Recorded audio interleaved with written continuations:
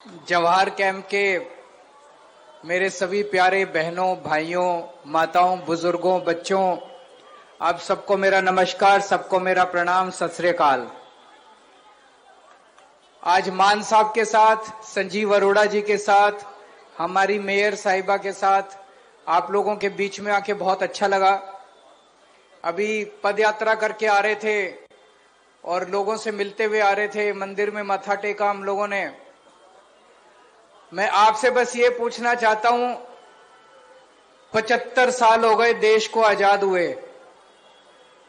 आज तक जवाहर कैंप में कभी कोई मुख्यमंत्री आपसे मिलने के लिए आया? मुख्यमंत्री तो छोड़ो, मुझे नहीं लगता कोई मंत्री भी मिलने के लिए आया होगा। कोई नहीं आता। ये पहली बार है कि कोई मुख्यमंत्री आपके बीच में आपसे मिलने के लिए आया।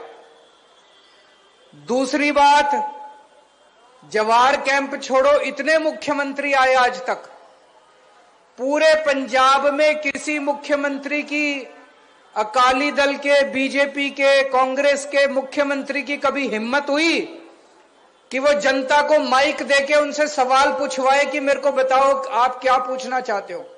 कभी किसी मुख्यमंत्री की, किसी पार्टी की हिम्मत नहीं हुई कि जनता को माइक दे दे। क्यों? इसलिए नहीं हुई क्योंकि उन्होंने लूट मचा रखी थी, उन्होंने घपले कर रखे थे, उन्होंने पंजाब बर्बाद कर दिया था। नशा उन्हीं लोगों ने शुरू किया था, अकाली दल, कांग्रेस, उन्हीं लोगों ने नशे शुरू कर रखे हैं, पूरे पंजाब को बर्बाद। उनको पता था अगर माइक दे दिया जनता को तो जनता इतनी गंदी गंदी गालियां देगी, इतनी गंदी गंदी गालियां देगी, वो डरते थे। इसलिए वो स्टेज पे आते थे, भाषण देते थे, जैसे मान साहब ने कहा, बोले सो निहाल का नारा लगाते थे और भाग जाते थे। पहली बार हो रहा है पंजाब के इतिहास में कि कोई मुख्यमंत्री हिम्मत करके माइक जनता को दे रहा और कह रहा है मेरे से प्रश्न पूछो। यही दिखाता है कि कितनी ईमानदार सरकार है हमारी आम आदमी पार्टी की सरकार। और जो नशे के खिलाफ अब युद्ध छेड़ा है, मेरे को कई लोग कह रहे हैं जी पिछले 20 दिन में तो कुछ चमत्कार हो रहा है पंजाब के अंदर। भ्रष्टाचार के खिलाफ, नशे के खिलाफ कई सारे कदम उठाए गए, बड़े कड़े कदम उठाए गए। ये तो अभी ट्रेलर है, अभी देखना, अभी पिक्चर बाकी है, अभी बड़े बड़े कदम उठाए जाएंगे पंजाब को रंगला पंजाब बनाने के लिए। नशे के खिलाफ जो ये युद्ध छेड़ा है, पहले नशे का धंधा ये पार्टियां करती थी, बड़े बड़े इनके नेता शामिल हैं, उनको बख्शा नहीं जाएगा। अभी आने वाले दिनों में देखना कितने बड़े बड़े लोगों के खिलाफ कार्रवाई की जाएगी, किसी को नहीं बख्शा जाएगा। पहले ये लोग धंधा करवाते थे नशे का, हम लोग धंधा नहीं करवाते। हमारा कोई मंत्री, कोई एमएलए, कोई मुख्यमंत्री हमारा नशे के धंधे में शामिल नहीं है। इसलिए हमारी हिम्मत है कि नशे के तस्करों के घरों के ऊपर बुलडोजर चलाए जा रहे हैं, उनको गिरफ्तार किया जा रहा है, उनके खिलाफ सख्त कार्रवाई की जा रही है। और पुलिस को बोल दिया गया है कि खबरदार अगर कोई नशे के तस्करों के साथ मिलकर काम करेगा तो। कहा जाता था कि पुलिस में भी कई लोग जो है तस्करी करवाते हैं, तस्करों के साथ मिल, खबरदार अब अगर कोई हिम्मत करेगा और कोई नशे के तस्करों के साथ मिलकर काम करेगा, किसी को नहीं बख्शा जाएगा। हमारे बच्चे बर्बाद हो रहे हैं, हमारी पूरी पीढ़ी बर्बाद हो रही है। पाकिस्तान से आता है ये सारा नशा, वहां से ड्रोन आते हैं, वो बॉर्डर के ऊपर पैकेट फेंक के जाते हैं और वहां से हमारे बच्चे उसको पकड़ के, हमारे नशे के तस्कर उनको पकड़ के और उसको पूरे पंजाब में डिस्ट्रीब्यूट करते हैं। अब जब से यह कार्रवाई शुरू की है, कड़ी कार्रवाई शुरू की है, पाकिस्तान भी बुरी तरह से छटपटा रहा है। अब जब उनका ड्रोन आके फेंक के जाता है, कोई उठाने वाला नहीं मिल रहा उनको, पाकिस्तानियों को कोई नशा बेचने वाला नहीं मिल रहा। आपका सहयोग चाहिए। अब जब तक 3 करोड़ पंजाबी इकट्ठे होके नशे के खिलाफ आवाज बुलंद नहीं करेंगे, हम अकेले सरकार नहीं कर पाएगी। आपके इलाके में अगर कोई नशा बेचने के लिए आया, पुलिस को बताओ, डरने की जरूरत नहीं है, उसके खिलाफ कार्रवाई की जाएगी, उसको बख्शा नहीं जाएगा। एक भी नशे के तस्कर को नहीं छोड़ना, एक भी नशे के तस्कर को नहीं छोड़ना। जितने गैंगस्टर थे, गैंगस्टरों के खिलाफ कार्रवाई चल रही है। पंजाब के अंदर इन्होंने, कांग्रेस, अकाली दल, बीजेपी वालों ने गैंगस्टरों का ऐसा जमावड़ा था, इतने गैंगस्टर पैदा हो गए थे किसी को नहीं बख्शा जाएगा। सबसे पहले एक सरदार जी आए थे, उन्होंने कहा था कि कानून व्यवस्था खराब। मैं मानता हूं इन लोगों ने कानून व्यवस्था खराब किया। इन्होंने 70 साल के अंदर बेड़ा गर्क किया पंजाब का।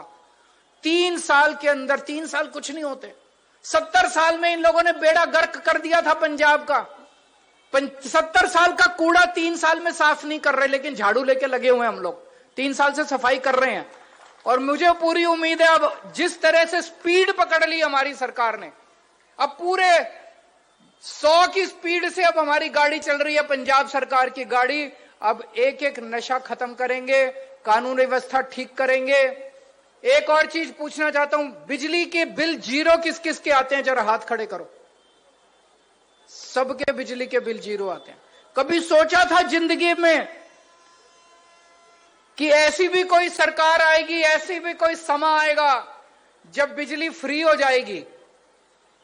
पूरे देश के अंदर केवल दिल्ली और पंजाब 2 सूबे हैं जहां पे बिजली फ्री है। दिल्ली में अभी तक आम आदमी पार्टी की सरकार थी, पंजाब में कहां से आया पैसा? ये लोग कहते थे खजाना खाली है, खजाना खाली है, खजाना खाली है। हमने तो नहीं कहा कभी खजाना खाली है। हमारे पास तो खजाना ही खजाना है, आपके लिए इस्तेमाल कर रहे हैं, आपके लिए स्कूल बनवा रहे हैं। अभी एक बच्चे ने क्या स्कूल ऑफ एमिनेंस बनवा दो, तो जगह जगह स्कूल ऑफ एमिनेंस बन रहे हैं, मोहल्ला क्लिनिक बन रहे हैं, अस्पताल बन रहे हैं। अभी अरोड़ा जी ने कहा जवाहर कैंप की सारी सड़कें अगले 1-1.5 महीने के अंदर आपकी सारी सड़कें बन जाएंगी।